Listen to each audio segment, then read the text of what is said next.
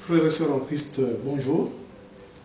Nous sommes très heureux de vous retrouver pour une nouvelle séance d'évangélisation, prédication. Nous allons voir pourquoi. Sur un sujet inspiré, très important, au regard un peu de ce que vit l'Église, de ce que vivent les serviteurs de Dieu, les chrétiens, tous les problèmes auxquels ils sont confrontés dans les médias, etc. Donc le sujet c'est l'Éternel au secours de ses serviteurs en période de découragement, de dépression et d'addiction. Ce qui est très important, et d'addiction. Dieu de gloire. Et vous avez reconnu le frère Sari, évangéliste, et la servante Marie Bénie du MIREF, ministère prophétique pour le renforcement de la foi chrétienne. La Bible, rien que la Bible, la parole de Dieu, rien que la parole de Dieu, sur un sujet très important. Vous allez voir comprendre pourquoi, parce que souvent on pose la question en disant mais pourquoi les serviteurs de Dieu commettent ça, ils se disent qu'ils sont pardonnés, ils reviennent comme si de rien n'était. Nous allons voir un peu par des exemples bibliques précis, en décortiquant la parole de Dieu, en faisant de l'exégèse biblique, même en essayant de progresser sur les précédentes exégèses qui avaient été faites sur certains textes, pour voir, parce que l'exégèse évolue aussi en fonction de l'évolution de la société. Alors, plusieurs livres de la Bible montrent que Dieu n'abandonne pas ceux qui ont la foi et qui font recours à lui. Dans le Nouveau Testament, nous avons vu que, par exemple, dans Matthieu, Jésus disait « Demandez et votre Père vous accordera ». C'est très important, cette parole prophétique de Jésus. En présentant comment Dieu est venu en aide à différents serviteurs de Dieu, à travers les Écritures et aussi concernant les croyants, notre but c'est de renforcer, conformément à notre ministère, l'attachement au Créateur, l'attachement à Dieu, et par là, nous proclamons la bonté de Dieu. Comme vous allez le voir, c'est extraordinaire, c'est vraiment, il n'y a que Dieu qui peut avoir fait ça. Et comment nous devons être humbles par rapport à la bonté de Dieu devant l'Éternel, bien sûr. Les hommes de Dieu, bien sûr, qui ont vocation à servir dans le cadre d'un sacerdoce, où il n'y a pas de contrat financier, c'est un contrat de foi pour servir le Seigneur.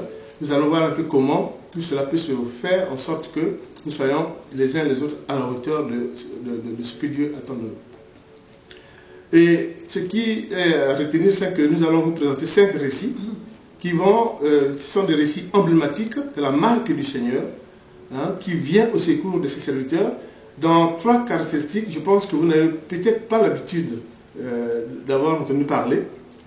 Bien sûr, vous allez voir, c'est les situations de découragement, les situations de dépression et les situations d'addiction. Ça veut dire que vous allez voir comment est caractérisé concrètement le découragement, l'addiction et la dépression par le serviteur de Dieu qui en appelle à l'Éternel.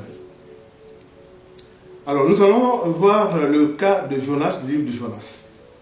Le livre de Jonas, c'est un livre, effectivement, du prophète du Nord, qui se présente comme un récit merveilleux, fantastique, et qui est même, dans l'exégèse biblique, on pense même que ça a été rédigé par Dieu. Bien sûr, Dieu n'écrit pas de ses propres mains.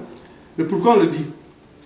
Mais parce que dans le récit de Jonas, Dieu déjà montre comment sera le devenir de son fils qu'il enverra, qui fera 3 jours après sa mort, ensuite qui va ressusciter donc de mort au 3e jour pour proclamer sa victoire sur la mort.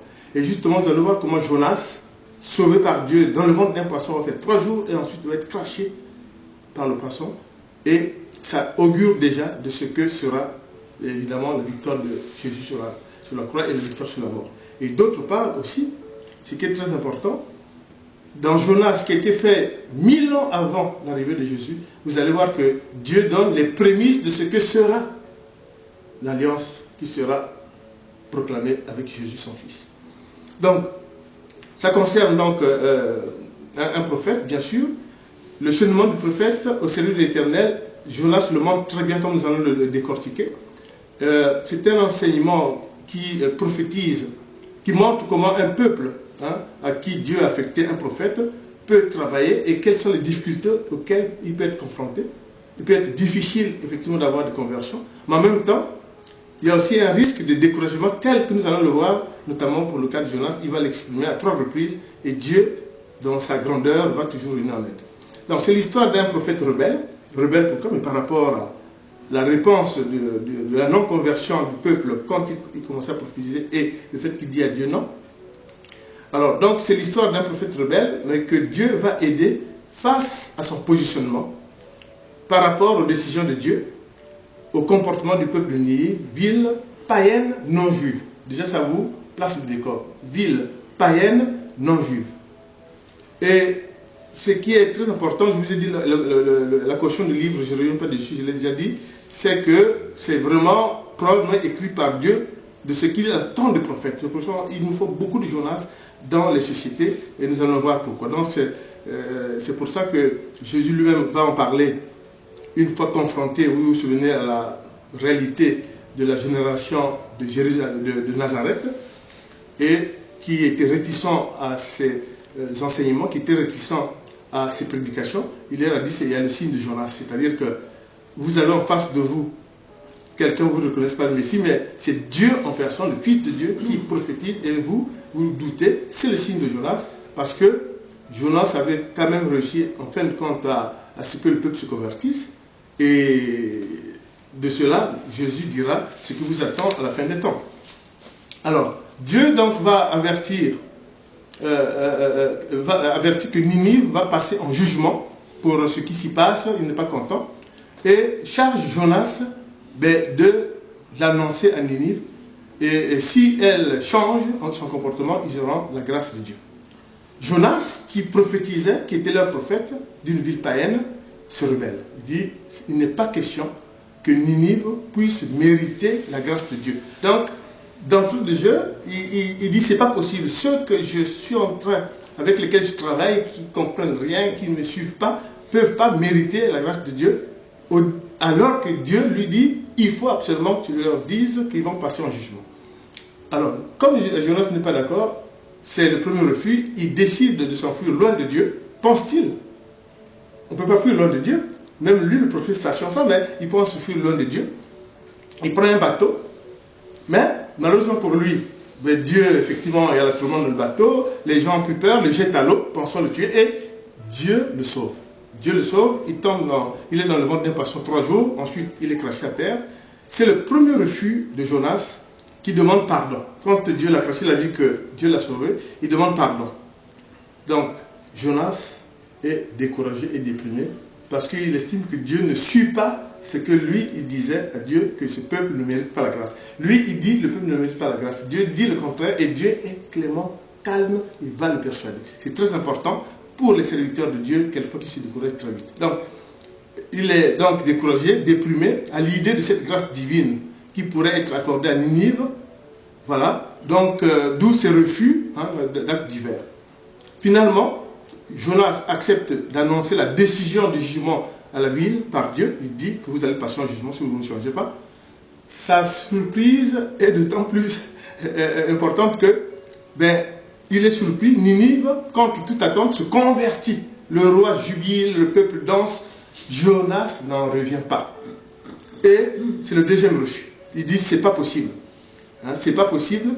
C'est pas possible que Dieu puisse surseoir les menaces qu'il a faites sur Ninive, parce que pour Jonas, c'est pas possible. Donc, deuxième refus, il se rebelle, il est furieux. Il est furieux. Donc, ce qui est sûr, c'est quoi? C'est que les gens de Ninive ont changé de comportement. Ils doivent prendre ça en compte. Dieu vient à la rescousse.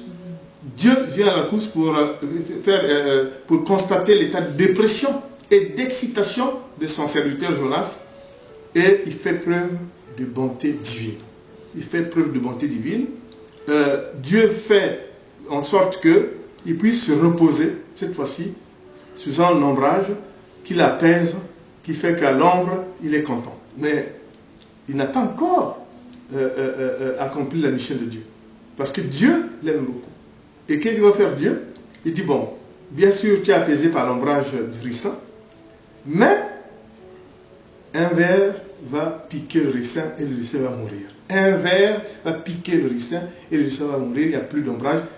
Évidemment, Jonas est furieux. Jonas est furieux, tellement furieux que Dieu est toujours calme. Alors, Donc Dieu le fait reposer à l'ombre d'un ricin pour que Jonas s'apaise, à nouveau éprouvé, car un ver va piquer ce ricin et l'arbre va mourir. Et le troisième énervement de Jonas qui refuse vraiment d'accepter ce que Dieu veut faire, la grâce au peuple nu. Dieu montre à Jonas alors que comment cela se fait-il pour un arbre, tu t'énerves, alors que pour un peuple qui s'est converti, tu n'as pas l'empathie de la grâce divine. Et Jonas prend conscience, effectivement. Donc pour un peuple qui se convertit par rapport à un arbre qui meurt, Jonas demande à nouveau pardon et comprend son égoïsme de grâce. Et je vous disais tout à l'heure que le livre de Jonas est un livre écrit par Dieu. Pourquoi? Parce que Dieu, par ça, proclame que la grâce n'est pas réservée aux Hébreux seulement. La grâce est universelle. La grâce est réservée au peuple aussi, le Ninive, le peuple païen. Et c'est déjà ce que apportera le Christ avec la nouvelle alliance. Et déjà, dans le livre de Ninive, nous vous apportons un nouveau concept qui est que la grâce n'est pas réservée aux Hébreux, la grâce est universelle. Donc le peuple ninive s'est converti et Dieu lui a finalement accordé sa grâce après son jugement. La sagesse et la grâce de Dieu est universelle. Pas seulement pour le peuple hébreu. Grande leçon de Dieu à tous les serviteurs, à tous les chrétiens. C'est très important. Le livre de Jonas a été écrit probablement par la main de Dieu parce que Jésus lui-même, qui est venu 1000 ans après Jonas, il dit devant la génération de Nazareth que vous n'écoutez pas. C'est le signe de Jonas parce que Jonas a prophétisé jusqu'à ce que le peuple se convertisse. Or là, vous avez plus que Jonas et pourtant vous avez le Christ, le Messie. Et à la fin des temps, il y a la reine du Midi qui s'était convertie auprès de Salomon, au roi, effectivement, d'Abraham, d'Isaac et de Jacob, pour dire combien que la conversion est importante. Et c'est pour ça qu'on dit que dans les populations actuelles, il faut des Jonas. Il faut beaucoup de Jonas. Pourquoi? Mais parce qu'il faut persévérer. Il faut... Bon, bien sûr, Dieu est magnanime, Dieu a la mansuétude. Donc, souvenez-vous de l'empathie. L'empathie doit caractériser le chrétien. L'empathie doit caractériser le serviteur de Dieu. Jonas dit, non, ce peuple-là ne mérite pas la grâce de Dieu. Mais c'est Dieu qui donne la grâce. Ce n'est pas un homme qui donne la grâce. Et Jonas l'a compris. Le livre de Jonas est un livre de haute spiritualité parce qu'il est merveilleux, fantastique et avec présage et probablement écrit par Dieu. Ça c'est sûr parce que Jésus, comme vous l'avez vu 1000 ans après, va effectivement parler effectivement du fait que la grâce est universelle, pas seulement au peuple hébreu, et Dieu l'a montré. Et ce qui est encore très important, le ricin qui était un arbre, Jonas, bon, bien sûr, Dieu a fait que le ver pique le ricin, et Jonas s'énerve, et il dit, mais tu t'énerves pour un arbre mort, mais le peuple qui s'est converti, tu n'y crois pas, tu te rebelles, et Dieu est magnanime, et Jonas a compris à demander pardon. Donc, souvenez-vous que nous, ce que nous apportons dans cette évangélisation par rapport au livre de Jonas, c'est que le serviteur de Dieu exprime son découragement et Dieu détecte qu'il est découragé, il fuit, il revient, détecte qu'il est en période de dépression et Dieu vient au secours. Et ce qu'il faut retenir, c'est que Jonas a reconnu effectivement qu'il s'est mal comporté, qu'il a mal compris le Seigneur, puisqu'il lui rend grâce et il montre, même si vous allez lire le livre de Jonas, qu'il conclut en disant priez et demandez. Si vous n'exprimez pas votre demande, Dieu ne fera rien. C'est très important. Amen. Amen. Et c'est pour ça que nous allons faire un certain nombre de lectures. Je vais faire la première lecture, c'est le livre de Jonas, chapitre 3, verset 5-10. Les habitants de Ninive crurent à Dieu. Ils proclamèrent un jeûne et s'habillèrent de sacs, depuis les plus grands jusqu'aux plus petits. Dieu vit ce qu'ils faisaient, il vit qu'ils renonçaient à leur mauvaise conduite, alors Dieu regretta le mal dont il les avait menacés et ne le fit pas. Et la servante va lire Jonas 4, versets 1, 3 et 4. Je lis en parole de Dieu, Jonas 4, versets 1, 3 et 4. Verset 1. Jonas le prit très mal et fut irrité. Verset 3. Maintenant, Éternel, prends-moi dans la vie, car mourir vaut mieux pour moi que vivre. Verset 4. L'Éternel répondit, fais-tu du bien de t'irriter? Amen. Amen. Voilà. Voilà comment Dieu est tellement de bonté. Et je vais lire Jonas 4, versets 9 à 10, pour que vous compreniez mieux ce que nous venons de dire sur le livre de Jonas, deuxième lecture. Dieu dit à Jonas, fais-tu du bien de t'irriter à cause de la plante, le ricin? Il répondit, je fais bien de m'irriter jusqu'à la mort. L'Éternel dit, tu as pitié de la plante qui ne t'a coûté aucune peine et tu n'as point fait pousser, qui est né une nuit et qui a disparu l'autre nuit. Donc pour lui dire que tu n'as pas d'empathie pour un peuple, comme je vous dis tout à l'heure, qui s'est converti. Mais Jonas, évidemment, a reconnu tout ça, puisque quand vous lisez le livre, ou bien qu'il est revenu, il est content de la grâce qui a été donnée. Ce que vous devez retenir, et je le dis une fois pour toutes, c'est que la grâce de Dieu n'est pas réservée au peuple heureux. La grâce de Dieu est universelle. Béni soit l'Éternel. Voilà. Alors, deuxième cas qui est très important, c'est concernant des serviteurs de Dieu. Nous allons parler donc on peut dire de la dépression qui a affecté la chaste Sarah, qui est une servante aussi de l'Éternel, parce que ses parents étaient des serviteurs de Dieu. Son fiancé Tobit était le fils d'un serviteur de Dieu aussi, des exilés, n'est-ce pas, qui était revenu aussi à Ninive, comme nous allons le voir. Donc, c'est l'histoire biblique riche d'enseignements, ce que nous allons vous dire sur la chaste Sarah. Une jeune fille qui a la crainte de Dieu, comme je disais tout à l'heure, d'une famille de croyants. Raguel, son père, et Edna, sa mère. Elle est vierge, mais contradictoirement, veuve 7 fois. Elle est vierge, mais veuve 7 fois. Autrement dit, elle avait la malédiction. Satan avait mis un diable chez elle qui faisait que, au moment de la nuit, une fois que c'était célébré par les parents, la nuit, le fiancé décédé. 7 fois. Donc là, elle en avait marre. Donc le fiancé mourant à chaque officialisation. Elle fait une dépression profonde. C'est le titre de notre évangélisation. Sarah. Et de retour, il se retourne vers l'Éternel. L'Éternel avait va donc prendre l'occasion où un fiancé, Tobit, fils de Tobit et de Anne, qui sont les déportés à Ninive, au pays d'Assyrie. Et l'Éternel va être compatissant. Nous allons voir comment.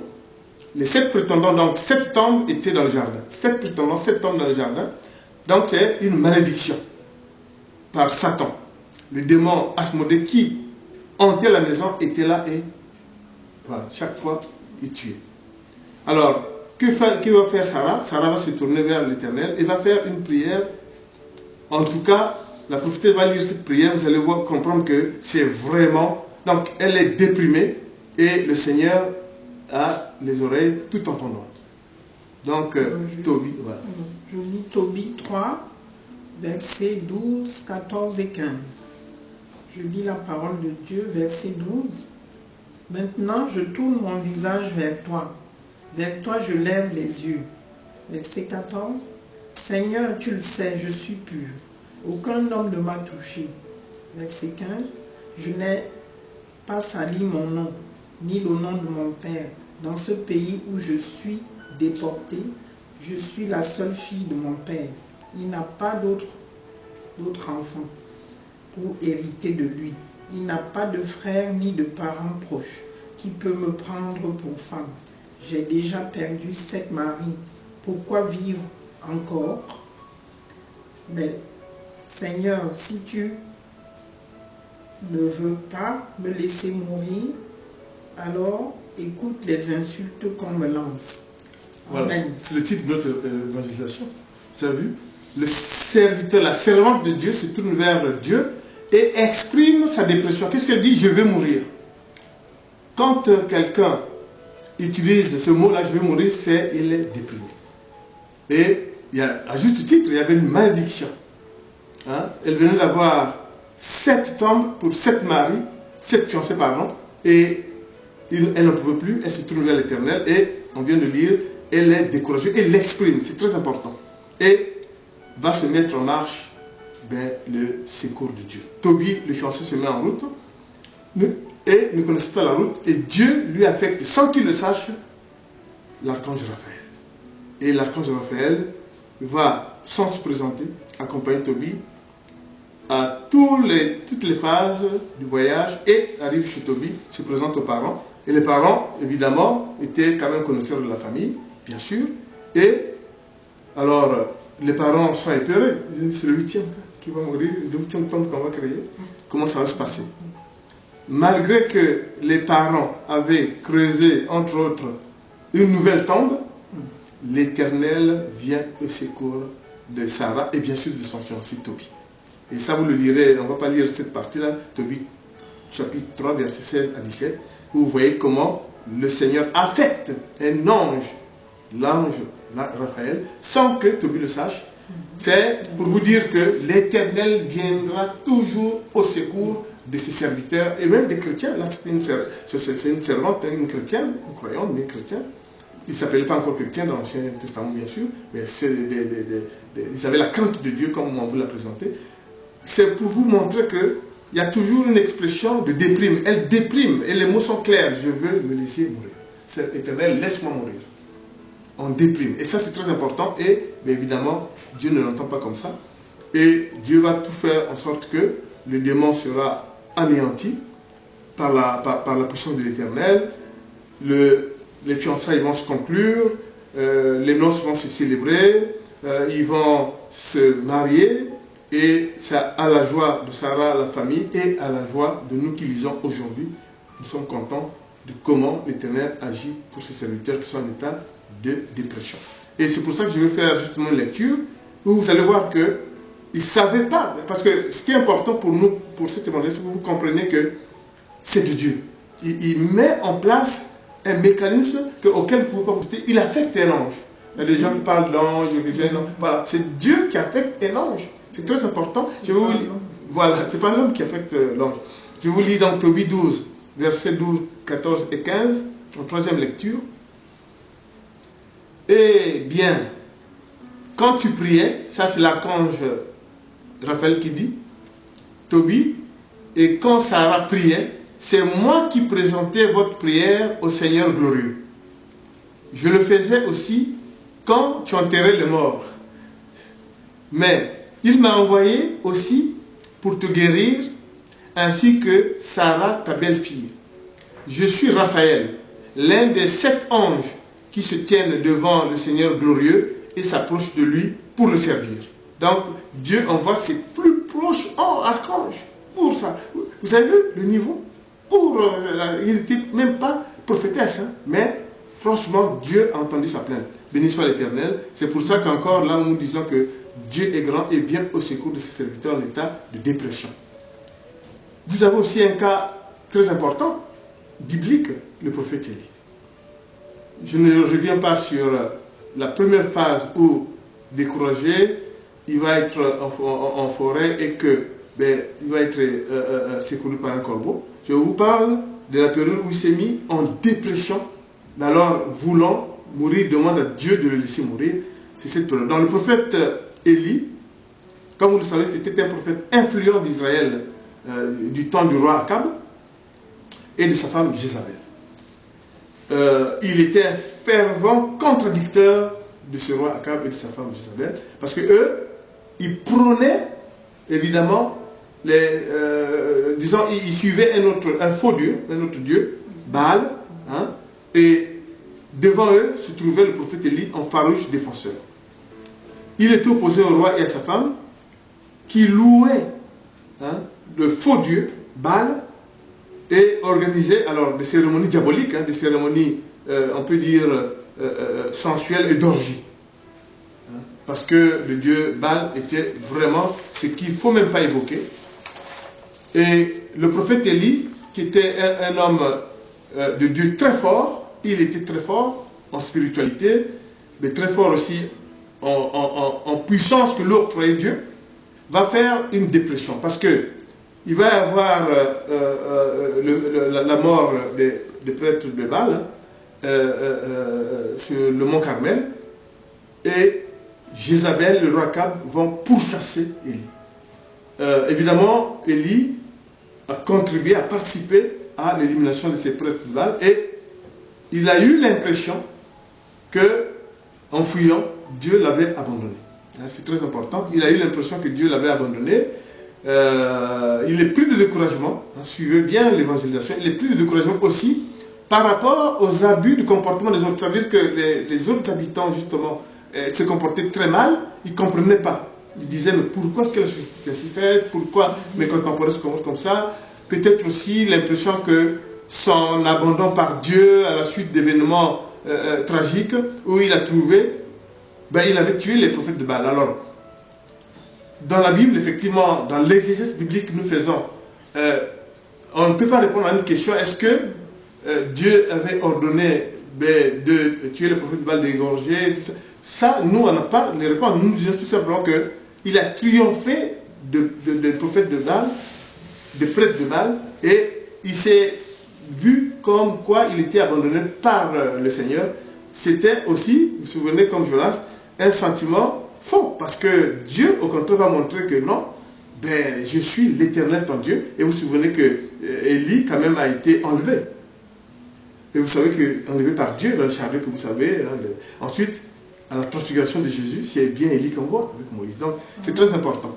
Donc, il doit fuir face aux menaces de Jézabel. Et vous lirez dans le premier livre de Rois, chapitre 19, versets 1 à 2, comment Jézabel va menacer le prophète Élie. Et il va déprimer. Dans sa fuite, Élie va marcher 40 jours et 40 nuits et va demander à l'Éternel de le laisser mourir. Donc je vais vous faire une quatrième lecture.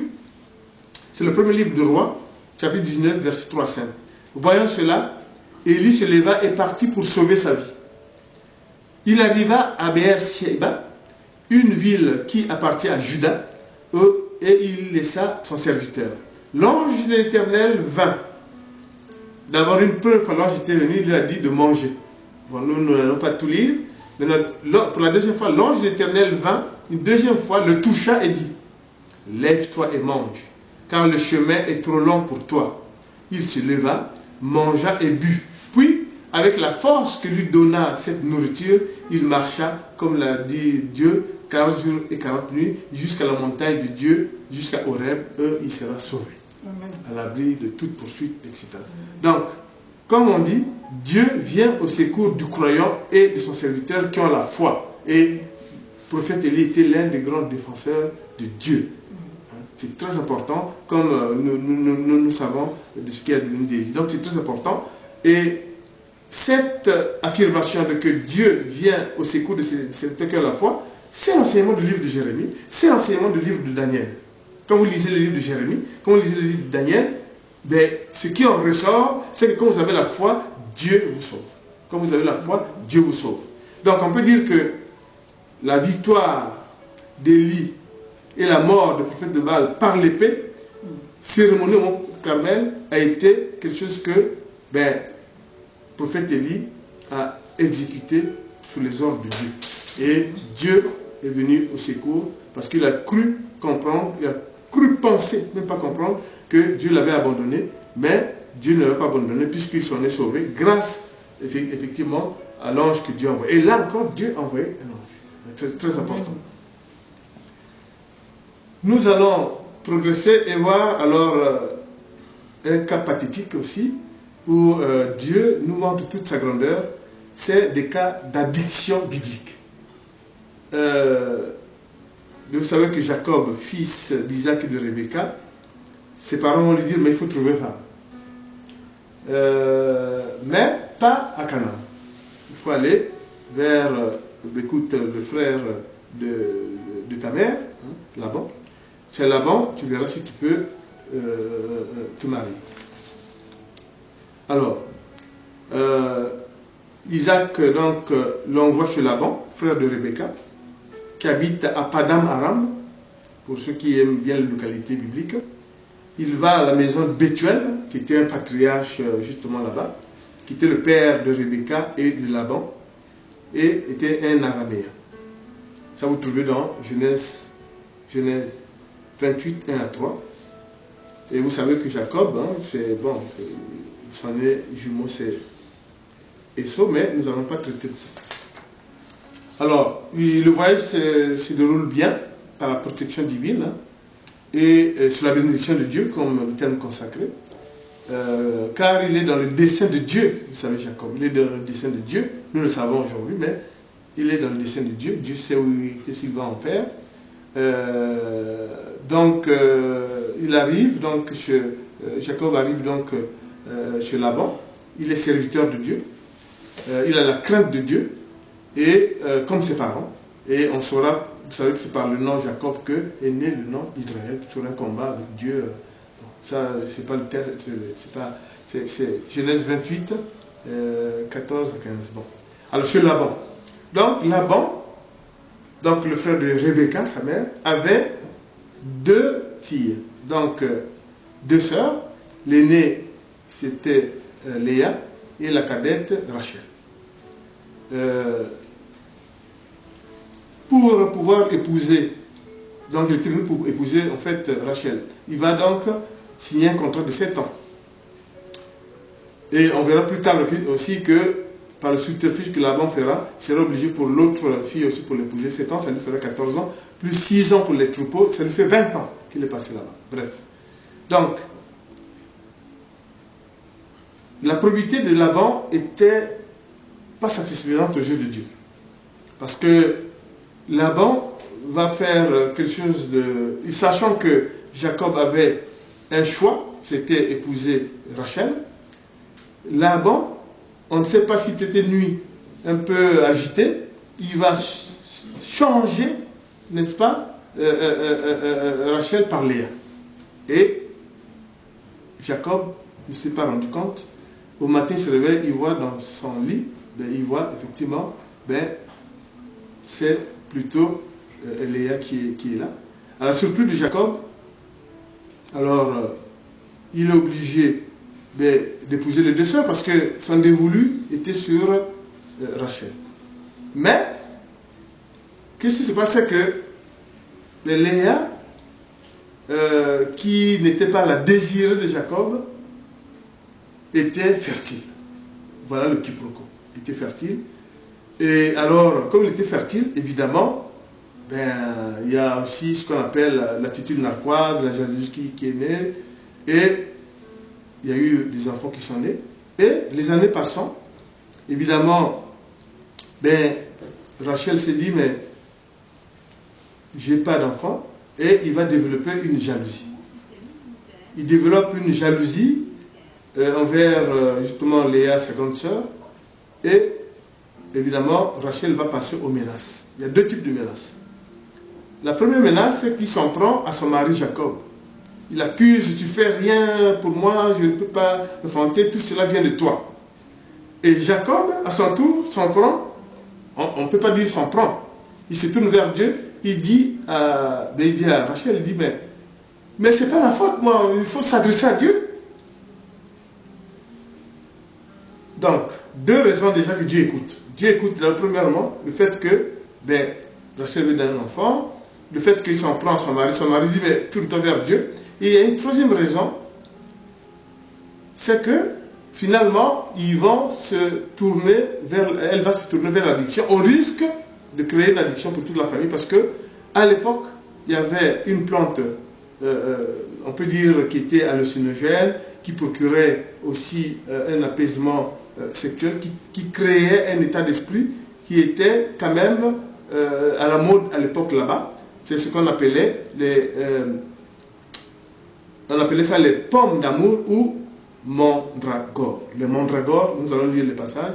Alors, le fils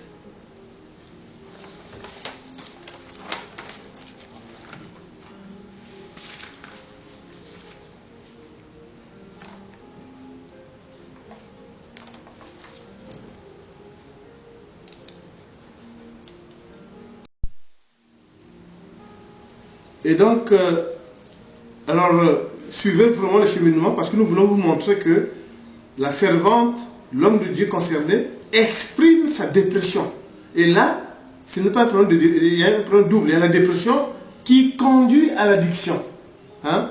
Rachel va effectivement se retourner vers le fils, un des fils de Léa, c'est Ruben. Ruben va donc en forêt, va cueillir des pommes d'amour au mandragore qui seraient susceptibles de fécondité, qui seraient aussi éphéorigènes, hallucinogènes, créant une espèce d'autosatisfaction, mais avec risque de péché pour l'ensemble de la famille. Et une autre parole que Rachel va dire et qui va faire en sorte que Dieu puisse vraiment l'écouter, c'est qu'il va dire à son mari Jacob, va avec ma servante et j'adopterai le fils qui sera né. Ah, Dieu ayant vu tout cela, a su qu'il avait vraiment un désir de maternité et Dieu accorda la fertilité à Rachel. Amen. Et la prophétesse va justement lire. Alors, pour savoir qu'à l'époque, les pommes d'amour au mandragore étaient à la mode, Salomon, dans le Cantique de Cantique 7, verset 14, l'exprime clairement. Donc, ça existait. Et là, la Bible nous a voulu nous donner cet épisode que nous vous retraçons, que les serviteurs de Dieu ont été, une a été découragée selon de Dieu. Mais c'était le risque aussi pour Jacob, le risque pour toute la famille. Et Dieu est venu au secours pour Rachel parce qu'il a senti qu'elle avait besoin de maternité, parce qu'il l'a exprimé et parce qu'il a dit « je veux mourir si je ne peux pas avoir d'enfant ». Et la prophétesse va lire en troisième lecture de la jalousie de Rachel et l'histoire des mandragores. Genèse 30. Genèse 30, versets 1, 3 et 14. Je lis la parole de Dieu, verset 1. Lorsque Rachel vit qu'elle ne donnait pas d'enfant à Jacob, elle fut jalouse de sa sœur et dit à Jacob, « Donne-moi des enfants ou je meurs. » Verset 2. La colère de Jacob s'enflamma contre Rachel et il dit, « Suis-je à la place de Dieu qui t'empêche d'avoir des enfants ?» Verset 3. Elle dit, « Voici ma servante Bilha. Aie des relations avec elle, qu'elle mette un enfant au monde sur mes genoux et que par elle j'ai aussi des fils. » Verset 14. Ruben sortit à l'époque de la moisson des blés et trouva des mandragores dans les champs. Il les apporta à sa mère, Léa. Rachel dit alors à Léa, « Donne-moi, je t'en prie, des mandragores de ton fils. » Voilà, c'est ce que veut nous dire l'addiction. Elle était dépassée. Et Dieu voit ça. Elle était dépassée. Elle dit, va avec ma servante pour que je le porte sur le pied. Le terme voici ma servante des relations, le terme enfant de Dieu, qu'elle mette au monde. Un enfant au monde sur mes genoux. Cette expression à l'époque veut dire adopter.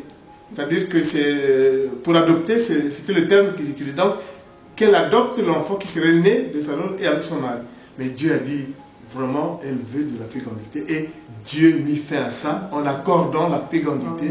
Amen à Rachel, béni soit l'Éternel. Et on connaît l'histoire de Rachel après, qui vraiment a été enterrée au désert, etc.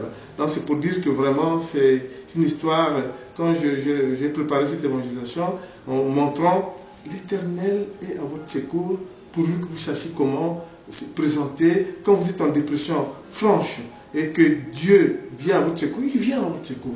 Regardez comment cette servante, c'était vraiment la femme de Jacob. Jacob c'est qui? Jacob c'est, de Jacob est né Israël, souvenez-vous. Donc il était dans le dessein de Dieu. Dieu a vu le danger, il ne peut pas laisser des personnes comme ça faire de l'addiction. Il a mis fin, comment? Parce qu'il écoutait les trois plaintes de Rachel. Le désir d'adopter, il s'en a pris à Jacob. Jacob a dit, c'est pas moi, demande à Dieu. Et Dieu a dit, ah, mais réellement il a besoin. Alors je lui accorde aussi la fécondité. Et c'est comme ça que Dieu a fait en sorte que il n'y a plus eu de problème de cette nature.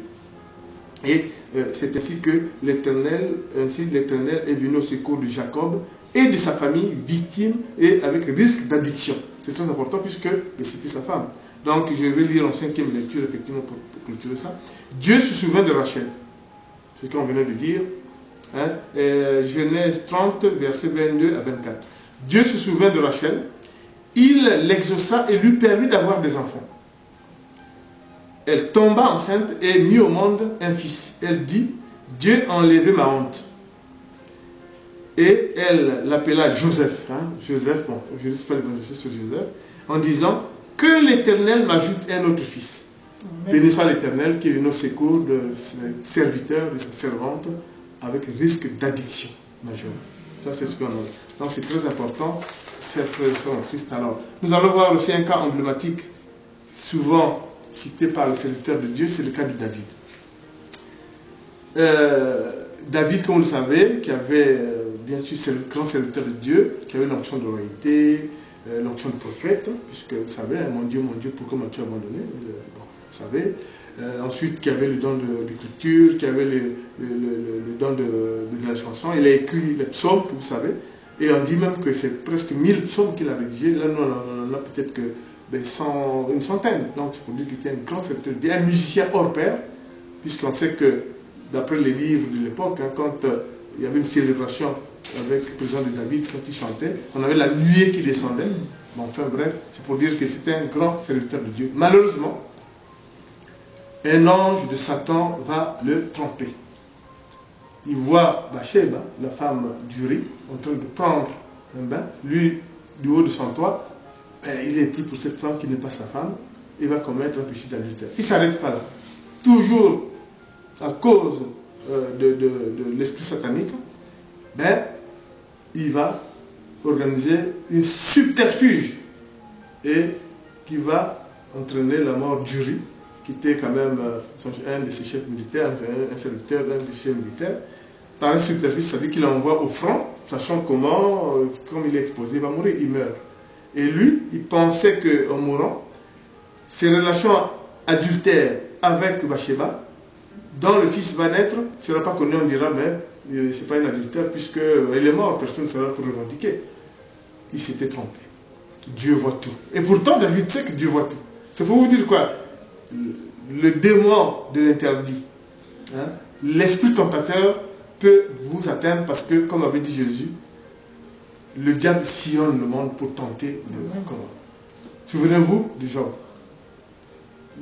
Chapitre 1, verset 7, Dieu lui demande d'où viens-tu? Il dit, je fais le tour de la terre. Donc il cherche toujours là. Donc il va tomber dans le panneau et Dieu va envoyer Nathan. Nathan va aller voir David pour le confondre. Il va lui dire, vous savez la parabole d'un roi et un serviteur. Le roi reçoit un convive, il a plusieurs brebis, mais il préfère prendre la brebis de son serviteur, le tuer pour manger, pour donner à manger. Et David dit, mais il faut le tuer, c'est pas possible, qu'est-ce que c'est? Et Nathan dit, mais c'est toi. Et vous allez voir que souvent, beaucoup de serviteurs de Dieu prennent cet exemple pour dire qu'on a pardonné. Mais attention, vous allez voir le processus que David a utilisé et comment Dieu nous présente la situation. Ce n'est pas dire comme ça, il a pardonné, attention, c'est très important. D'abord, Dieu va frapper, il va dire une sanction directement à David, l'enfant qui naîtra mourra. David a beau implorer, debout, à genoux, couché par terre, tout ça, l'enfant va mourir. Tac. Bon. Et puis ensuite, évidemment, Nathan va le voir et David va commencer à prendre conscience. Il va prendre conscience et c'est pour ça que je vais lire comment David va faire la repentance. C'est la 6e lecture que je vais vous faire. Parce que souvent on dit oui, David a été pardonné. C'est pas comme ça. C'est bien beau de dire que oui, il a été pardonné. Mais vous avez vu ce que David a fait pour être pardonné? Il y a des conséquences. Et puis vous avez vu, voilà, est-ce que vous avez vu? Voilà, est-ce que vous avez vu? Parce que David est tombé en dépression, mais pas pour avoir perdu le fils. Hein. Il est tombé en dépression pour avoir perdu la confiance de l'Éternel. Et il va le dire. Vous savez qu'il y a un psaume qu'on appelle le psaume de retour à Dieu. Je ne sais pas si vous savez, le psaume 30, le psaume 51, c'est le psaume de retour à Dieu. C'est là où David proclame que Dieu fait de moi ce que tu veux. Donc je vais vous lire juste une partie. Le psaume 51, verset 3, 5, 11, 13. Dieu, fais-moi grâce conformément à ta bonté, conformément à ta grande compassion, efface les transgressions, lave-moi complètement de ma faute Purifie-moi de mon péché, car je reconnais mes transgressions et mon péché est constamment devant moi. Détourne ton regard de mes péchés, efface toutes mes fautes. Dieu crée en moi un cœur pur, renouvelle en moi un esprit bien disposé, ne me rejette pas loin de toi, ne me retire pas ton Esprit Saint. Amen.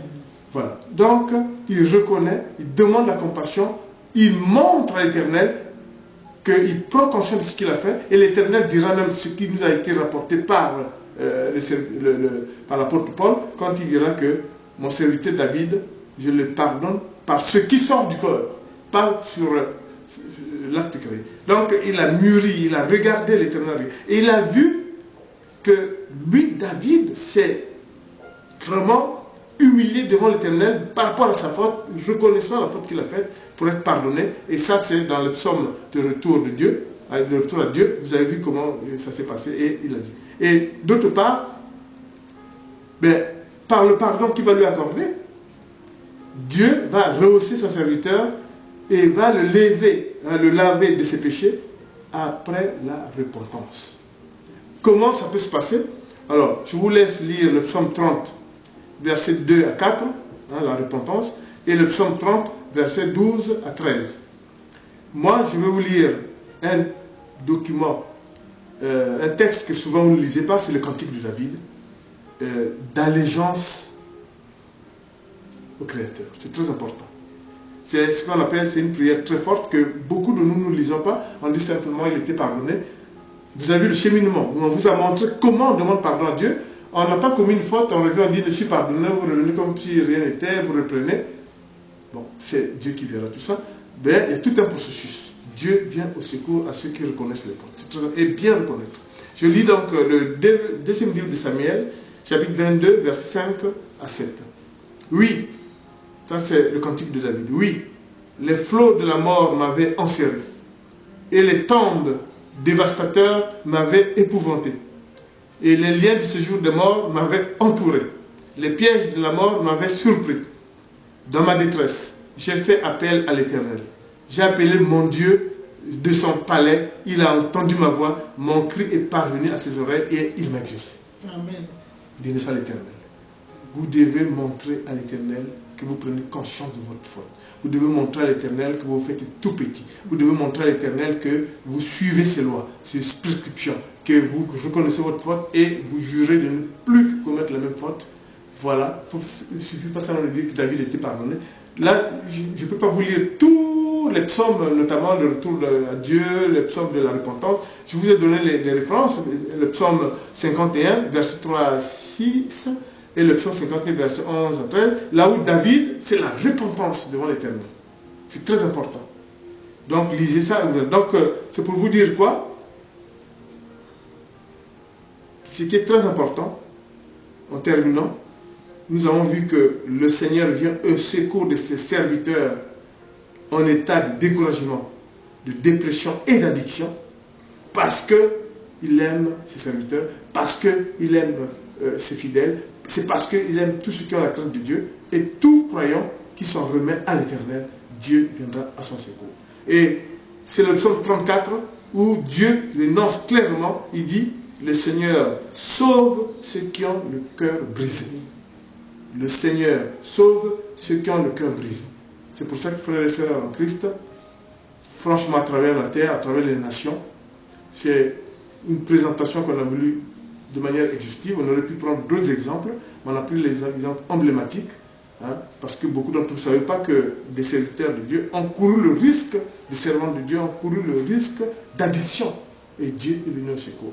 Mais il faut prouver. Il faut que tu prouves que oui, tu as compris. Et évidemment, Rachel a prouvé, de par sa volonté, par le fait que son mari, et Dieu a dit, oula, donc c'est vrai qu'elle a besoin de maternité pour mettre fin à cette addiction avec le mandragore, les pommes d'amour, comme on dit. Et c'est Salomon qui, dans le Cantique des Cantiques, effectivement, s'unit. Ça, moi, je ne savais pas trop, mais évidemment, je suis allé lire et j'ai compris que c'était vraiment ça. Et j'ai chanté à la gloire de l'Éternel parce que c'est vraiment, il est venu au secours, même pour ce type de péché, mais il est venu, il a réglé le problème. En terminant, on fait une prière en disant tout simplement que Seigneur, sois béni de nous avoir proposé ce thème afin qu'à travers les nations, les serviteurs, les croyants et tous ceux qui ont suivi puissent comprendre que le processus de demande de pardon doit être clair, net et précis, se faire tout petit devant l'Éternel quand on a péché, et l'Éternel viendra à notre secours, à votre secours, et n'allez pas trop vite en disant un tel affaire, il était pas. Non, non, non, il y a tout un cheminement. L'Éternel n'est pas un Dieu de désordre. Donc, béni soit l'Éternel de nous accompagner tous les jours dans son ministère prophétique de renforcement de la foi. Et si, en suivant cette évangélisation, en suivant cette prédication sur que doivent faire les serviteurs pour demander le pardon de Dieu et demander le secours de Dieu, nous sommes très heureux de l'avoir fait au nom de Jésus, notre Seigneur et ton Fils, sous l'inspiration de l'Esprit Saint. Amen. Amen.